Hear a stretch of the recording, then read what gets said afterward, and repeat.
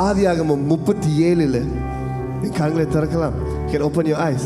In Genesis chapter 37, that's the first place that Joseph received a dream from God. அதுதான் முதலிடம். வேதத்தில் யோசேப் வந்து ஆண்டவர்கிட்ட தரிசனங்களை பெற்றுக்கொள்கிறார். ஆதியாகமம் 37, Genesis 37 நீங்க படிச்சு பாருங்க. அங்கதான் ஆண்டவர் வந்து யோசேப்புக்கு வந்து ஒரு புதிய சொப்பனத்தை காட்டுறார். என்ன சொப்பனம்னா, அவரோட குடும்பம் வந்து அவருக்கு முன்பாக வணங்குற மாதிரி. அப்ப யோசேப் என்ன செய்கிறார்? யோசேப் நம்ம ஒரு விஷயம் சிந்திச்சு பார்க்க வேண்டும், நம்ம ஒரு காரியம் யோசிச்சு பார்க்க வேண்டும். யோசேப்புக்கு அந்த தரிசனம் கெட்டுற வேலையில கூட அவருக்கு 17 வயசு தான். was only 17.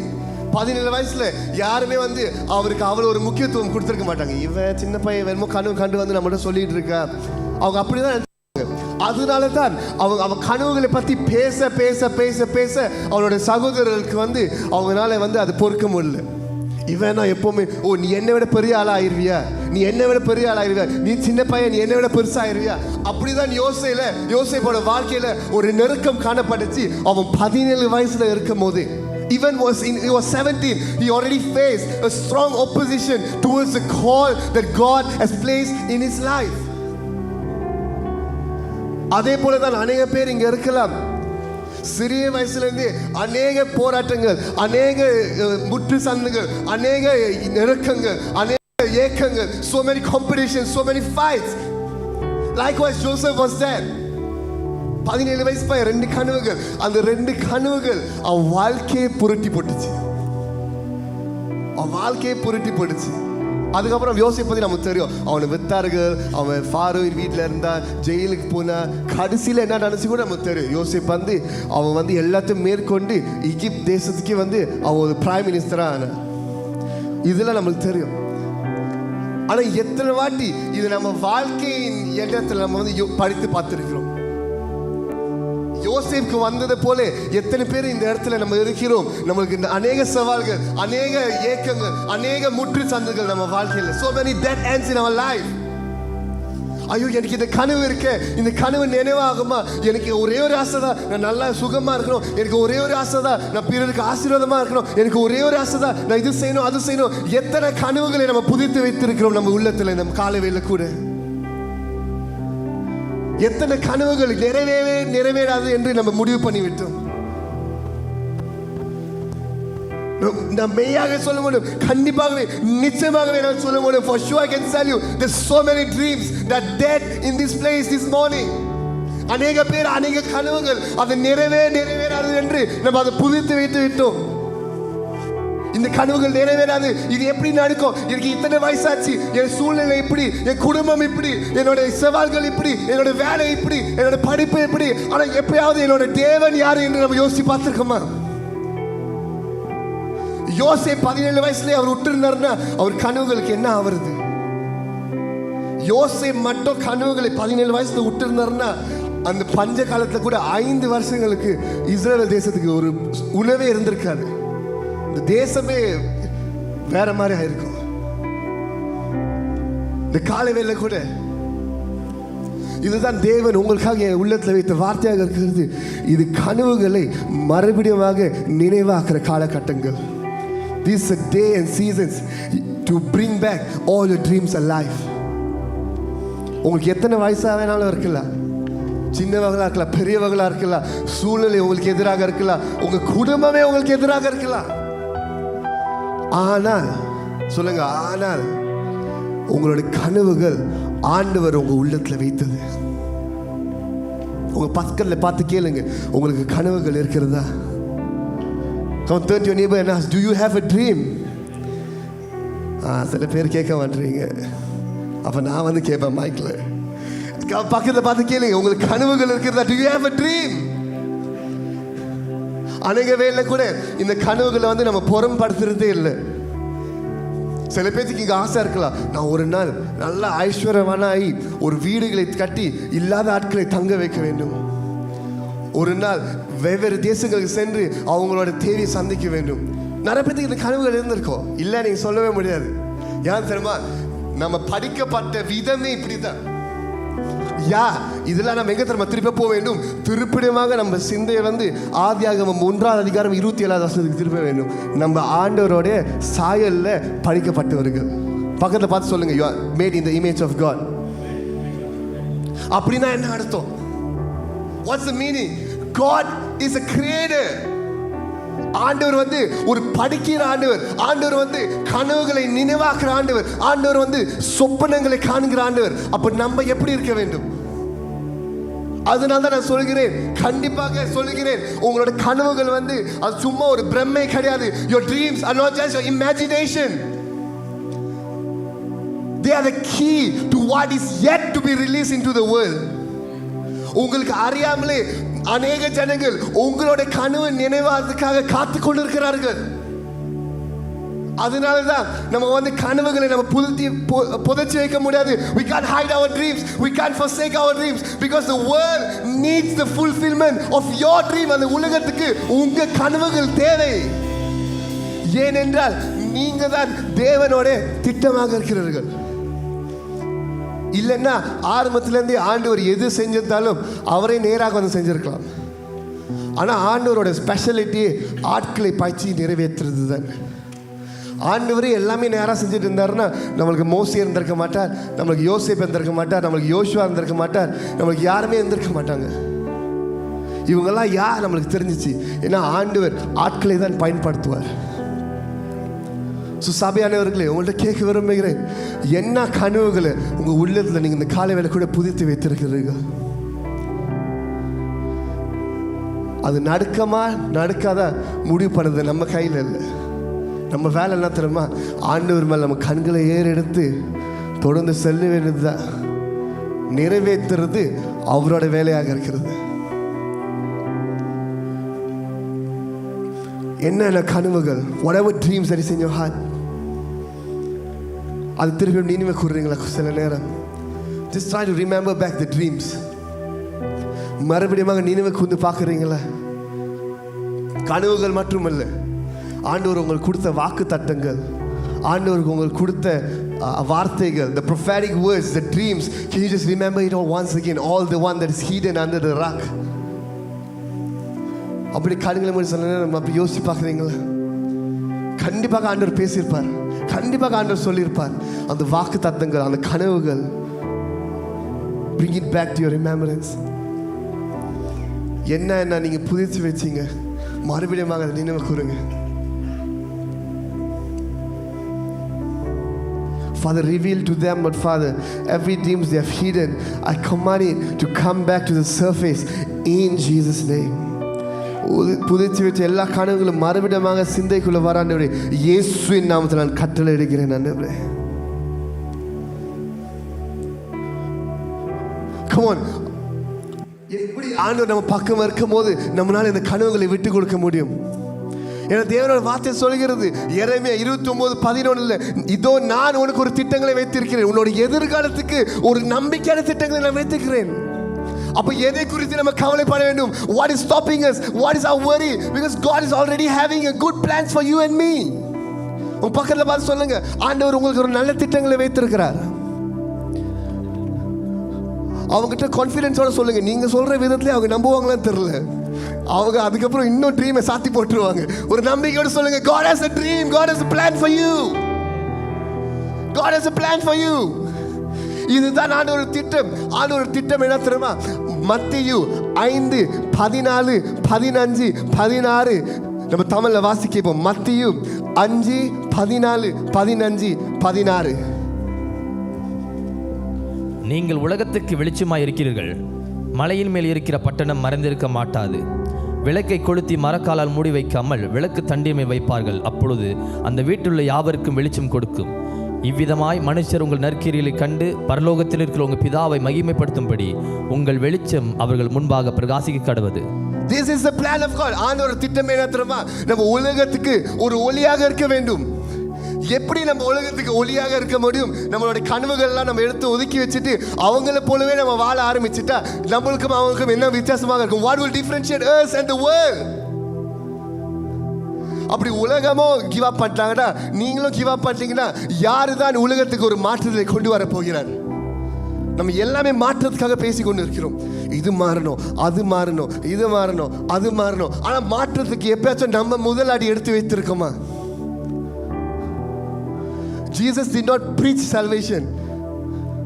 He showed in his action of the gospel. அன்று இயேசு சும்மா வந்து அவர் சீஷர்கள்கிட்ட வந்து நீங்கள் போய் சுவிசேஷம் சொல்லுங்க, சுவிசேஷம் சொல்லுங்க, சுவிசேஷம் சொல்லுங்க மட்டும் சொல்லல. அவர் அது வாழ்ந்து காட்டினார். A change begins from you. மாற்றுதல் உங்களிடம் தான் ஆரம்பிக்கும். ஒரு பிரச்சனை நீங்க பாக்குறீங்களா, ஒரு சவாலை நீங்க பாக்குறீங்களா, யாருமே அது குறித்து புறம்படுத்தலையா, யாருமே அது குறித்து பெருசாக எடுத்துக்கொள்ளலையா? யார் தெரியுமா? ஆண்டவர் அந்த பிரச்சனையை உங்ககிட்ட வெளிப்படுத்துகிறார். நீங்க தான் அந்த ஆக்ஷன் எடுக்க வேண்டும். That is the dream of God for you.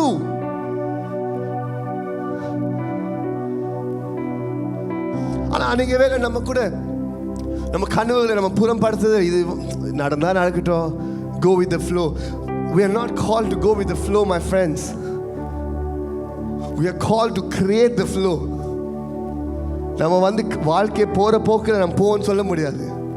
போகிற போக்கில் வாழ்க்கை போகட்டும் நம்ம சொன்னோன்னா நம்ம யோசுவா பார்த்துருக்க முடியாது. எப்படி அவர் சூரியனை கட்டளை எடுத்து சூரியனை நீ அங்கே நெல்லு, எதனால அவர் சொல்ல முடிஞ்சிச்சு? ஏன்னா அதுக்கு தெரியும் அவருடைய இலக்கு என்னவென்று. He knows what is the goal. உலகம் வந்து அப்படிதான் சொல்லும், போற போக்கில் போலாம், போற போக்கில் போலாம்.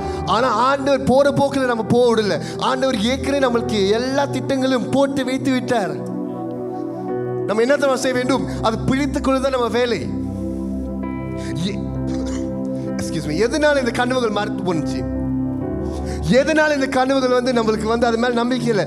ஏனென்றால் நம்ம கனவுகளை தப்பான இடத்துல இருந்து அதோட சாஸை தேடிக்கொண்டு இருக்கிறோம். அதோட இன்ஸ்பிரேஷன், அது எப்படி ஒரு ஐடியா, அது எப்படி எக்ஸிக்யூட் பண்ணுறது, அது எல்லாமே நம்ம தப்பான இடத்துல தேடிக்கொண்டு இருக்கிறோம். உண்மையான இடம் எங்க தெரியுமா? ஆண்டவர்கிட்ட தான் நம்ம அது சாஸ் தேட வேண்டும். இது நம்ம வேதத்தை பார்க்கலாம். 1 சாமுவேல் 30ஆம் அதிகாரத்தில் இந்த அமலேக்காய் ஜனங்கள் வந்து தாவீதோட சிட்டிக்குள்ள பூந்து எல்லாருமே கொண்டு போயிட்டாங்க. ஒரு ஆளை விட்டு வைக்கல. எல்லா ஊமனை கொண்டு போயிட்டாங்க, எல்லா பிள்ளைங்க கூட்டிட்டு போயிட்டாங்க. இப்போ தாவீது வந்து அவரோட சோல்ஜர்ஸ் கூட திருப்பியா வராரு இஸ்ரேலுக்கு. ஒரு வராரு, அந்த பட்டணமே கோசமாக இருக்கு, எல்லாமே அடிச்சு நொறுக்கி வீசிட்டு போயிட்டாங்க அமலேக்காய் ஜனங்க. இப்போ தாவீது ரொம்ப நொறுங்கி போயிட்டார். ஏன் தெரியுமா? இதுதான் ஒரு கனவின் வேலை. இது தெளிவாக கேளுங்க. எந்த ஆட்கள் தாவீதோடே யுத்தம் செய்தார்களோ இந்த நெருக்கத்தில் அதே ஆட்கள் தாவீதுக்கு எதிராகவே திரும்பிட்டாங்க. இவெல்லாம் ஒரு ராஜாவா, இவனை கல் அடிச்சு கொள்ளுவோம். அந்த மாதிரி நேரத்தில் தாவீதுக்கு எப்படி இருந்திருக்கும்? யாரை நீங்கள் ரொம்ப நம்பினீங்களோ உங்களோடு இருப்பாங்க. இவங்க இருந்தால் போதும், என் வாழ்க்கையில் எங்கேயோ போயிடுவேன். அவங்களே உங்களுக்கு எதிராக திரும்பும் போது தாவீது ரொம்ப ஒரு நொறுங்கி போன நிலைமையில இருந்தா. ஆனால் தாவீது என்ன தெரியுமா பண்ண? அவன் கத்தி எடுத்துட்டு போய் இவங்க எல்லாரும் கொல்லல, அவங்கள விட்டு ஓடி போல, அவங்கள விட்டு ஒளிந்து போல. அவன் முதல் காரியம் என்ன தெரியுமா செஞ்சா? அவன் அறைக்குள்ள சென்று ஆண்டவருக்குள்ள பலப்பட்டான். 1 Samuel 36 chapter 30 verse 6. David strengthened himself in the Lord. ஆனால் நம்ம கூட அநேக வேளை நம்ம வாழ்கிற வாழ்க்கையில் நம்ம சோறு வந்துருச்சுன்னா, இல்லை நம்மளுக்கு ஒரு ஏமாற்றம் வந்துச்சுன்னா, இல்லை நம்மளுக்கு ஒரு துக்கம் வந்துச்சுன்னா நம்ம என்ன பண்ணுகிறோம்? நம்ம வந்து உடனே நம்ம வந்து உலகத்தில் ஒரு சொல்யூஷனுக்காக தான் தேடிக்கொண்டு இருக்கோம். ஆனால் நம்மளுக்கு புரிய மாட்டேங்கிறது, இந்த உலகத்துக்கே சொல்யூஷன் ஒரு ஆள் தான், அது ஆண்டவர் தான். நம்ம மட்டும் தாவீது மாதிரி மாறி ஆண்டவருக்குள்ள நம்ம பலனை தேட ஆரம்பிச்சோம். நம்மளை போல பலசாலி யாருமே இருக்க மாட்டார். அதனால தான் தாவீது சொல்றாரு சங்கீதம் 92:10, ஆண்டவர் என்னோட கொம்பை காண்டாமிருகத்து போல அபிஷேகம் பண்ணார். அப்பனா என்ன அது அர்த்தம்? அது அர்த்தம் என்னன்னா ரொம்ப பவர், ரொம்ப ஸ்ட்ராங்காக அபிஷேகம் பண்ணியிருக்கார்.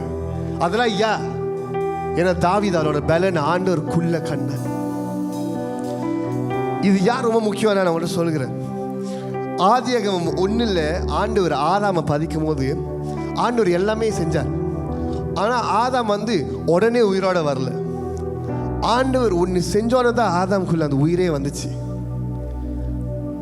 அவர் ஆதாம் உள்ள மூச்சு விட்டார். ஏன்னா நம்ம டிசைன் பண்ண விதமே நம்ம ஆண்டவருக்குள்ள காணப்படத்தான். We are designed to be found in God, but we always want to be found outside of God. நான் திருப்பி தெளிவாக சொல்கிறேன், நம்ம உருவாக்கப்பட்ட விதமே ஆண்டவருக்குள்ள நம்ம காணப்பட. ஆனா அன்னைக்கு நம்ம செய்யறோம், நம்ம ஆண்டவர் இப்படி வச்சுட்டு ஆண்டவர் சுத்தி காணப்பட விரும்புகிறோம். ஆண்டவர் சுத்தி நம்ம காணப்பட முடியாது, நம்ம ஆண்டவருக்குள்ள காணப்பட வேண்டும். அதனால தான் இயேசு இந்த ஜெபத்தை செய்கிறார். யோவான் 17:21 ஆண்டவரே, நீர் எப்படி என்னோட இருக்கிறீரோ, நான் எப்படி உங்களுக்குள்ள இருக்கிறேனோ, அதே போல இவங்களும் நம்மளோடு இருக்கட்டும், இது ஒரு ஐக்கியமாக மாற்றும் என்று ஜெபம் பண்ணுகிறார். As you are in me and I in you, let them be one, that we may abide together. அதுதான் தாவீது செஞ்சார். அந்த சூழ்நிலை அவர் நினைச்சிருந்தா எல்லாமே தூக்கி போட்டு போயிருக்கலாம். ஏன்னா அவனுக்கு இருந்த குடும்பமும் போச்சு, பிள்ளைங்களும் போயிட்டாங்க, கூட்டாளிகளும் திரும்பிட்டாங்க அவனுக்கு எதிராக. ஆனால் அவனுக்கு தெரியும் அந்த கனவு, நீதான் ராஜா. அதே போல தான் எத்தனை கனவுகள் உங்கள் வாழ்க்கையில் இருக்கிறது. எத்தனை வாட்டி ஆண்டவர் வாக்கு தத்தங்களை கொடுத்திருப்பார். எத்தனை வாட்டி ஆண்டவர் உங்களுக்கு ஆட்கள் மூலியமாவோ போதகர் மூலியமாவோ பேசியிருப்பார். நீங்கள் இதுக்கு அழிக்கப்பட்டீர்கள், நீங்கள் இதுக்கு அழிக்கப்பட்டீர்கள், நீங்கள் இதுக்கு அழிக்கப்பட்டீர்கள் என்று. ஆனால் எத்தனை வாட்டி அதை நம்ம புறம்படுத்தி இருக்கிறோம். How many times have we really taken serious of the dream that God has for you? You are the solution to the world. உங்க பக்கத்தில் பார்த்து சொல்லுங்க, நீங்க தான் உலகத்தின் ஒரு தீர்வாக இருக்கிறீர்கள்.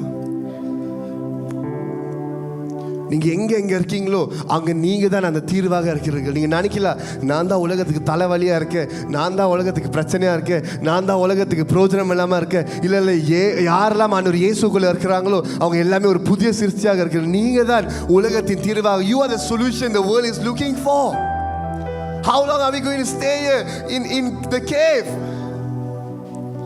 எவ்வளவு நாள் தான் இந்த மாதிரி நம்ம குகைக்குள்ளே வாழ்ந்து கொண்டிருக்க போகிறோம்? கிடியனை போல நியாயாதிபதிகள் 6 பார்க்கலாம். கிதியன் அந்த குகைக்குள்ள ஒளிந்து கொண்டிருக்கிறார். ஐயோ, இவனுங்க வந்தானுங்கன்னா என்னையோ கொண்டு போட்டுருவானுங்க, நான் குகைக்குள்ளே இருக்கேன், நான் ஒளிஞ்சுக்கிட்டு இருக்கா. ஆனா அந்த கிதியன் தான் பயன்படுத்தி ஆண்டவர் இஸ்ரேலுக்கு ஒரு மீட்டுதலை கொண்டு வந்தார். அப்ப ஆண்டவர் உங்களை பயன்படுத்துறதுக்கு எது தடையாக இருக்கிறது? What is stopping God from using you? Nothing else. நம்ம தான் அநேக வேளை தடையாக இருக்கிறோம். யார் தெரியுமா? நம்ம ஆண்டவருக்கு சரண் அடைந்திருக்கிறது. ஒரு சரண் அடைந்த வாழ்க்கை தான் ஒரு வல்லமையின் வாழ்க்கை. அவர் ராஜாவாக, எத்தனை பேர் நம்ம விசுவாசிக்கிறோம் அவர் ராஜாவாக இருக்கிறாரு? நம்ம எல்லாம் அவர் ராஜான்னு விசுவாசிக்கிறோம். ஆனா அவரோட ராஜ்யத்துக்கு நம்ம சரண் அடைகிறோமா? He's a king. Do we submit to his kingship?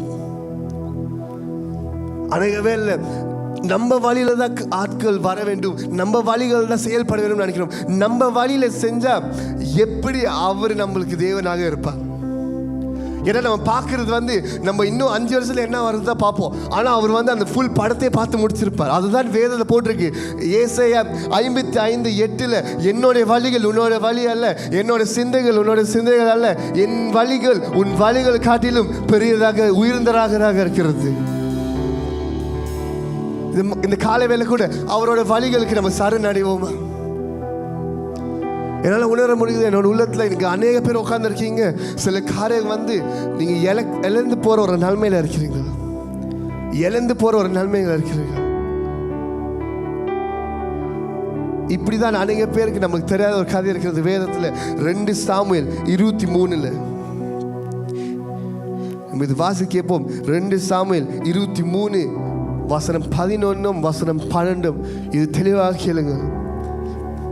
இது கண்டிப்பாக நான் விசுவாசிக்கிறேன் உங்க வாழ்க்கையை இது புரட்டி போடும். இவனுக்கு 3வது ஆகியின் குமாரனாகிய சம்மா எனும் ஆராரியன் சிறு பயிறு நிறைந்த வயலிருந்த இடத்திலே பெலிஸ்தர் ஏராளமாய் கூடி ஜனங்கள் பெலிஸ்தரை கண்டு ஓடுகிற போது இவன் அந்த நிலத்தின் நடுவில் நின்று அதை காப்பாற்றி பெலிஸ்தரை மடக்கி போட்டான். அதனால் கர்த்தர் பெரிய ரட்சிப்பை நடப்பித்தார். இங்க பார்க்கலாம், ஷம்மா என்று ஒரு ஆள். சொல்லுங்க, ஷம்மா. அநேக வேலை கூட நம்மளுக்கு இவரை பத்தி தெரிஞ்சிருக்காது. இவர் யாருன்னா, இவர் தாவீதோட டீம்ல ஒரு அடியாள், ஒரு சோல்ஜர், ஒரு வாரியர். இங்க நம்ம பார்க்கலாம், ஷம்மா பத்தி போட்டிருக்காங்க. இந்த ஷம்மா என்ன தம்மா செஞ்சாரு? அவருக்கு ஒரு சிறிய வயல் இருந்துச்சு.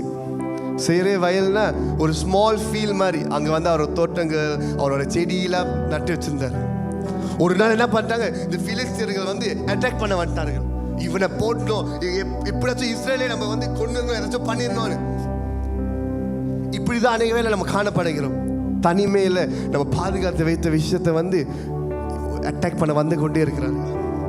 ஆனால் ஷம்மா என்ன தெரியுமா செய்யல, அவன் வந்து பயந்தது திருப்பி ஓடல. ஐயோ வரானுங்க நம்ம ஓடிடுவான்னு.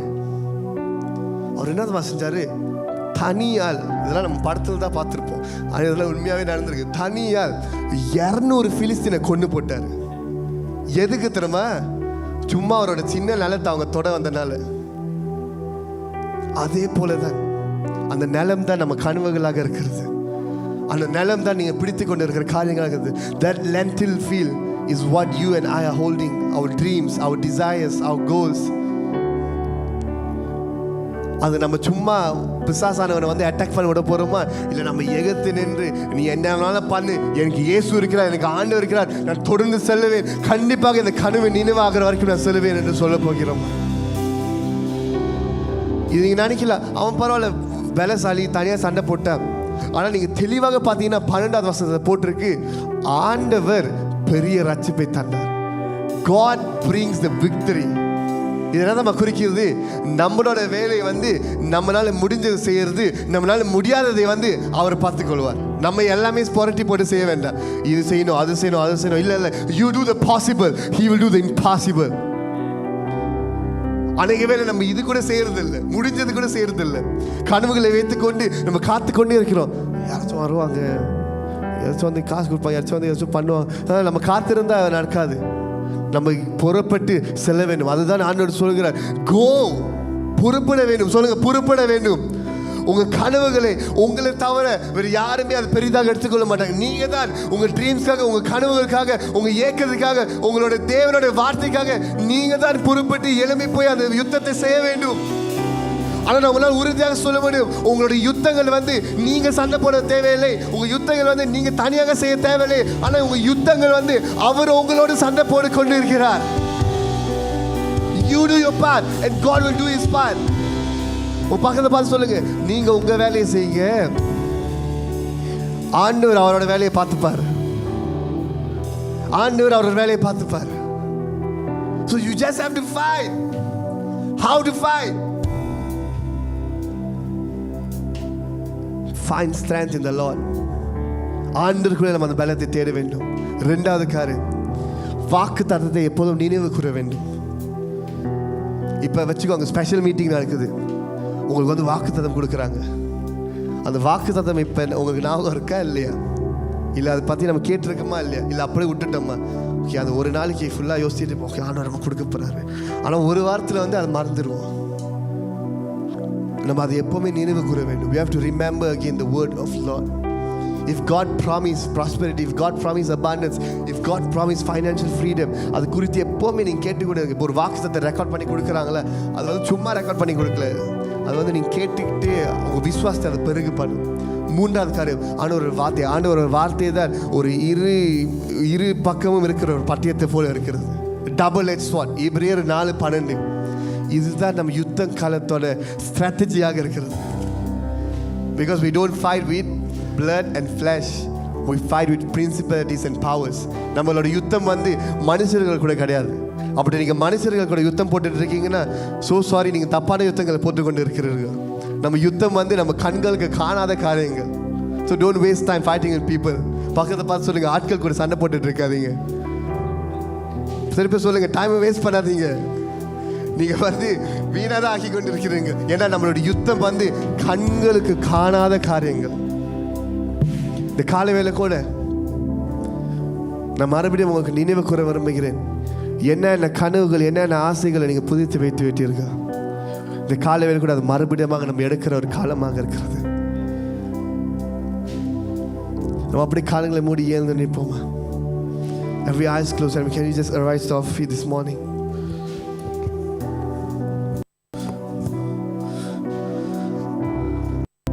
நான் விசுவாசிக்கிறேன், நம்ம தேவனை பிடித்துக் கொள்ற வேலை கூட ஆண்டவர் பெரிய காரியங்கள் செய்ய போகிறார்.